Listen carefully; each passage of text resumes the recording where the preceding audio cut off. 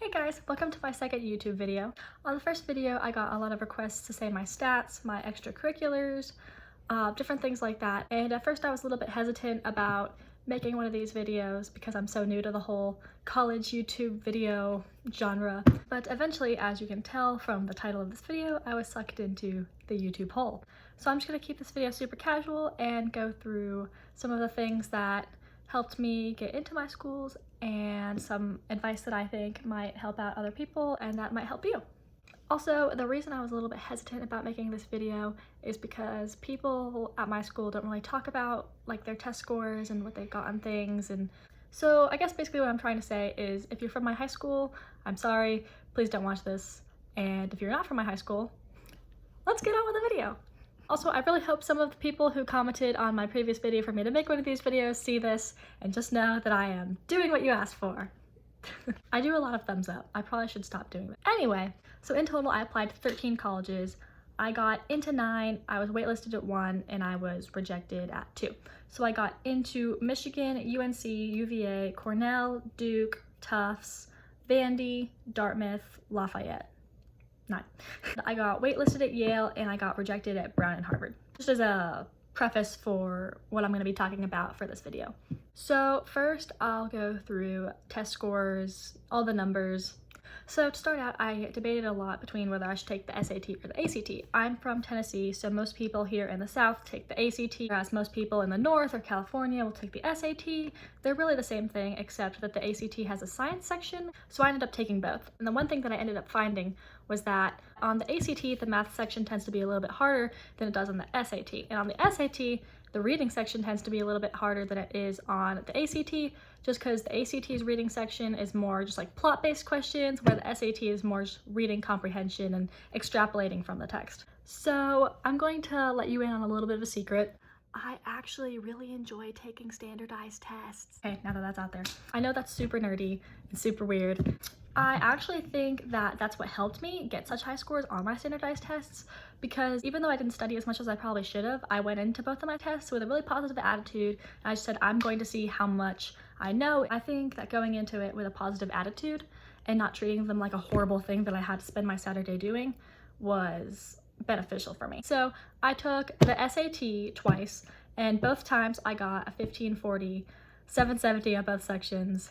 It was very sad the second time when I found out that I got literally the exact same score as the first time and I had wasted my time in my nice Saturday morning. But it was still a good enough score that I was happy with it, and I decided to stop taking it because it was in the range of the scores the schools that I was applying to were looking for. I took the ACT a couple of times. The first time I took it, I didn't study at all, which was probably a poor decision, but I ended up getting a 34. A 1540 on the SAT kind of translates to a 34 on the ACT. So I kind of wanted to get up a little bit and just see if I could potentially get to that 36 level. So I decided to take the ACT again, and this time I actually studied for it. Granted, I only studied the week before, which granted was probably not the best idea, and you should probably get better studying methods than the ones I had. But I ended up getting a perfect 36 on the ACT, which was super exciting. I didn't miss a single question. So that was very surprising, but also very exciting because that's what I had been hoping for. So I had good scores in both of those tests, which I thought would be good for me to get into the schools that I wanted to. So next, a lot of the schools I was looking at wanted subject tests. So I decided to take subject tests. I took Math 2, and the first time I took it, I had been planning on taking Math 1, and then I was like, hey, I'll just take Math 2 for the heck of it, and it was a bad idea. I do not recommend changing what subject test you're gonna take 5 minutes before you take it. I did not know what was going on. So I didn't do very good, and then I decided to take it again, and this time to help me study, I bought the Math 2 subject test review book. It was this big workbook, and it went through a bunch of different problems and review, and even though I already knew all the math that was in the subject test because I was taking Calculus BC at the time that I took the subject test, so I'd already been exposed to all that math, the book was super helpful at reviewing some things, and it also touched on a few things that I didn't necessarily feel as confident on because the math classes in my school didn't necessarily focus on those specific principles. So I ended up getting an 800 on the Math 2 subject test. Now I don't know this for sure, but I've heard that when you're applying to a bunch of competitive schools, most people do have 800s on the Math 2 subject test just because of the curve. So if you are looking to have a competitive math score, I would recommend getting a book, studying hard, and trying to go for that 800 just because if you have anything less than an 800, you're gonna be in a very low percentile, even though you scored very well. The subject tests are weird like that. And then I ended up taking Biology M. So I took AP Chemistry as a sophomore, and I took the chemistry subject test that summer, and I quickly learned that the subject test was nothing like AP Chem. The subject test focused on a lot of honors chem principles, and I had forgotten a lot of the core chemistry principles and more AP Chem in my brain, so I didn't do as well on it. So then I took AP Biology junior year, and I ended up buying a biology review book, and I learned a lot of stuff from the biology review book. To be honest, my biology class in high school was kind of confusing, so the review book really helped because it made everything super clear and I understood everything. It was just a lot of memorization, but I would definitely recommend that if you don't feel extremely confident on your science abilities, getting one of those review books. So I ended up getting a 750 on the Biology M test, and even though it wasn't as high as I'd hoped, it was still good enough to the point where I did not want to take the test again. And I figured that it would be okay because I didn't indicate that I wanted to go into biology anywhere in my application. So those were my test scores, and now I'll talk a little bit about classes. So during high school, I took 13 AP classes and 9 honors classes. Now I go to a relatively small high school, and so the 13 AP classes that I took were the majority of the AP classes at the high school. Depending on how many AP classes your high school offers, the amount that you take can be more or less impressive. So throughout high school, I've been very lucky and blessed to have amazing and wonderful teachers who are just so skilled at what they do, and they're so willing to help. So I ended up getting 5s and 4s on all of my AP tests, and I submitted those to my colleges. To be honest, I don't really know how much colleges actually look at your AP scores, but I just know that it made me feel more confident about my application having gotten those 4s and 5s. And also I got the National AP Scholar Award because of the 4s and 5s, which was good because I could put that on my application in the honors section, and that looks really good. So I would definitely recommend, if you think you can do it, challenging yourself and taking AP classes, because honestly, one thing that I've learned through taking all my AP classes is that a lot of times AP classes get this like stereotype that they're impossible, but I really think it's all mindset. If you go into them thinking that you're gonna die and this is horrible and it's an AP class, then of course it's gonna be horrible because that's what you think. But if you go into it thinking, oh, it's just another class, it'll be challenging, but I got this, I can do this, I'm interested in this, any of the above, then you'll have a much better time. It'll just make your class experience a lot less miserable. So throughout high school, I ended with all A+s and A's in every single one of my classes, which I think really helped my transcript because after taking all these APs and honors, I still finished successful. So I think that was a major reason why I got into some of the schools I did, because I had such strong standardized test scores, but it was also backed up by a strong transcript instead of just having one or the other. Another thing that might not be necessarily a statistic, but still kind of a number, is my school doesn't do official rankings, but I was in the top decile all 4 years of high school, and I finished the salutatorian of my class. So I think having that, even though I went to a pretty small high school, still having that to stand out in my class was a really big help in my application. I think that's all the stats that there are, I'm pretty sure. If you come up with another stat, ask me in the comments and I can answer. Again, I'm kind of new to these videos, so yeah. So now I'm going to move on to extracurriculars. So in high school, I was involved with a lot of different things. I tried to fill as many leadership spots as possible because leadership is something that colleges are especially looking for. So I played varsity golf from freshman year to senior year. That was something that I really enjoyed. And then I also played lacrosse from freshman year to senior year. Freshman year, my school only had a JV team, but then junior year, they moved up to varsity. So I made the first varsity team there was at my school, which I got to put on my resume. And then in addition to sports, I also love the arts. I was on costume crew from sophomore year to senior year, and then junior year, I was actually the head of costume crew. So I was the head of costume crew for 4 shows, or actually 3, because our last show was canceled because of the coronavirus. But in total, I was involved with 5 shows, counting the one that I did my sophomore year. And as the head of costume crew, I learned a lot of different leadership skills, and I really discovered my voice and how I can come out in those stressful situations and be a leader, which I wrote a couple scholarship essays on when they asked for demonstrations of leadership. I also was involved in some academic activities. I was a coder on the robotics team for 2 years, and I was one of the founding members of the Model UN team at my school. And I actually, in my first year of Model UN, I got invited to the Secretariat Summit, which was a really amazing opportunity that I didn't really know existed until I got the invitation. and our resolution ended up being passed, so that was exciting. I was also involved with yearbook and journalism for 3 years. I was a writer and then I was an editor for 2 years, and that was something that I really loved because I'm a bit of a grammar nerd, and so I really enjoyed being able to edit things. And our journalism class has won a bunch of awards. We've won multiple gold crowns, and so having that on my resume was really nice because it added to the award section. In addition, I've been involved in my church for a while. I've done youth group ever since 6th grade. This year, I actually had the opportunity to lead a 6th grade girls Bible study, which has been so much fun, and it's taught me so much about both leadership and learning from those younger than you. And I've gotten to form so many relationships through that community. So I actually ended up writing a couple essays about the church community and my experience in it and how I've grown from it, and just leading the 6th graders. And I also was a leader for VBS in the summer for 6 years. And I've also helped with the special needs program at my church for the past year too. So all those together went into like one church category that I put onto my Common App.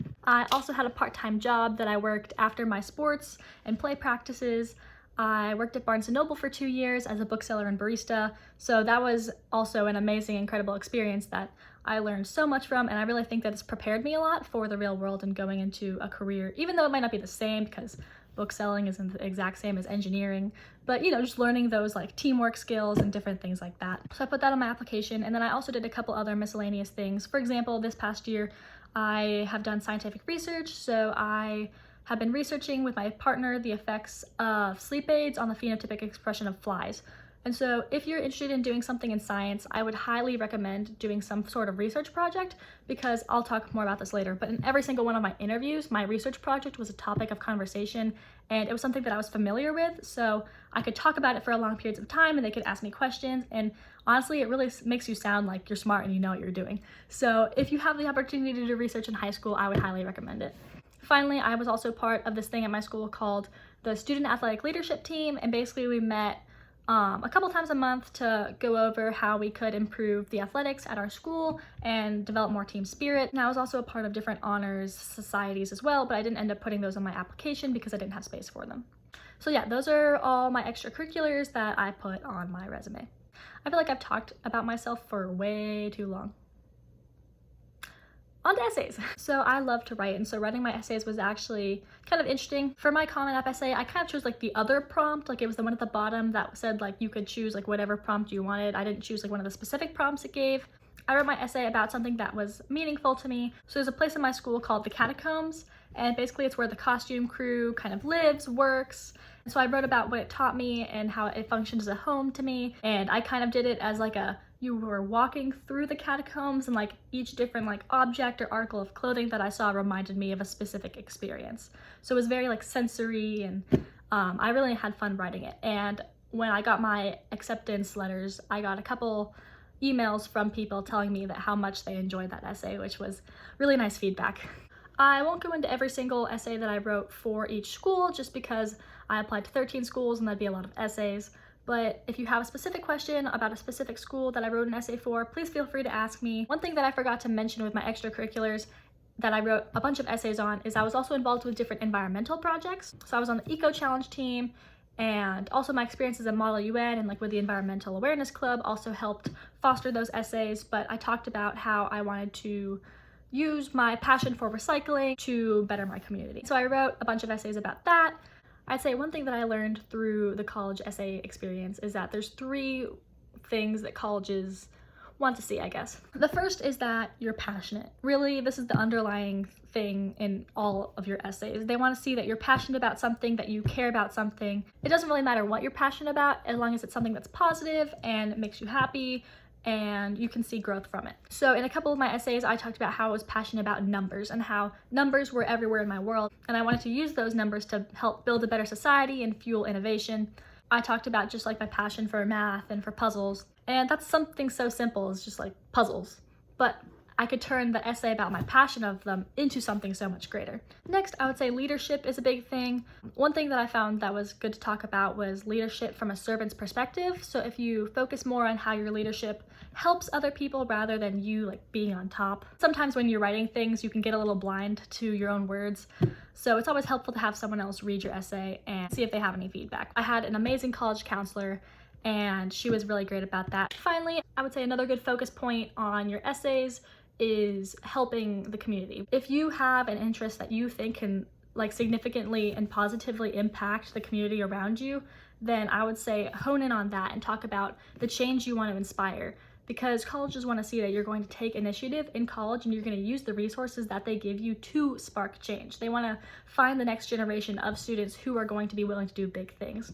Another thing that I would talk about for essays is that every single essay there's that question, why do you want to go to our school? And I found that my most successful essays for that weren't talking about the school itself, but rather the students at the school, the energy at the school. For example, for Dartmouth, which I ended up getting into, I talked about the environment surrounding Dartmouth. So I talked about how I had loved camping as a child and how Dartmouth had such beautiful nature and I wanted to join Dartmouth's group of explorers. Another thing you could talk about is specifics. So I wouldn't say that I want to go to college A because they have a good engineering program. I'd say I want to go to college A because of this specific engineering lab that will allow me to do this specific engineering project under this specific professor's teaching. You know, just get a little bit more specific so they know that you've actually done your research instead of just copy and pasting from college to college. So next, on to teacher recs.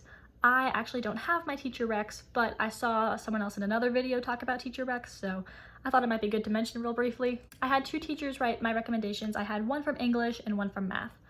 My English teacher I loved. He was amazing, one of my favorite teachers throughout high school, and I felt like he knew me as a student and also as a person, and so he was a great person to write my essay. I also chose my math teacher because I was applying to a lot of engineering schools and I want to go into STEM, and a lot of my schools actually did require a recommendation to be from a math or science teacher. So they were both people that I trusted to write my recommendations. Also, I had to get a counselor recommendation. Yeah, for recs, I would just say pick someone who you trust and who you think knows you. Also, I apologize for my chin that has been slowly turning more red as I film this.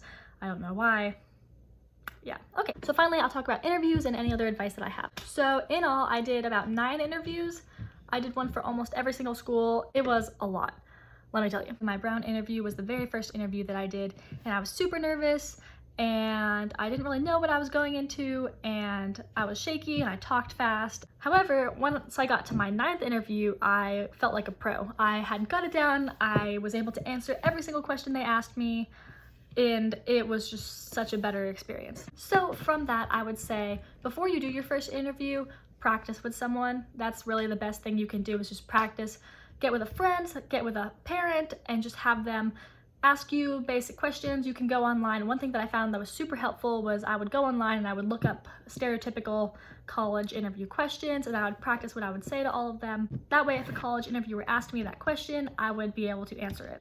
I will say there were a common theme of questions throughout my interviews, such as what I want to do in the future, why I want to go to that school. They usually opened with, so tell me about yourself, which is kind of stressful when you have so many different directions to go in, but I usually just started talking about the activities that I was passionate about. Another thing is you can find this on the internet, but colleges always ask you if you have any questions for them. So I would highly recommend having a list of questions in the back of your mind that you're prepared to ask when you get there. Some questions that I found that were good were, so tell me about your experience at the school. What did you like? What did you not like? How do you think the school prepared you for your career? One fun question that I like to ask was, what traditions do you have at your school? The most important interview advice I would give is just be yourself. I know everyone says that. I heard that a lot. I really hated it when people told me it every single time, but it's really the most important advice you can take. Just be yourself. And honestly, I've heard that interviews don't really impact your application as much. One of my colleges, I'm not going to name which one it was, but I had a phone interview with them and my interviewer was absolutely terrible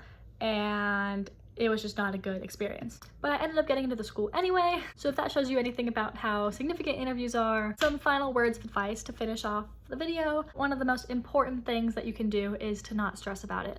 I spent a lot of my senior year stressing about college applications, and it really makes it not as much fun because you're trying to enjoy your last year of high school and you're also worrying about all these deadlines. And so try not to focus on it all the time. It is important to get all your work done, but at the same time, you shouldn't make it your primary focus and forget everything else, because senior year is so much fun. And after this whole coronavirus epidemic and missing out on a lot of my senior activities that I was really looking forward to, I realized how much I took the first semester of my senior year for granted. So yeah, that's the end of my video, I think. I hope I included everything. I hope this helped, and if you have any questions, please feel free to let me know in the comment section. Yeah, Thanks for watching!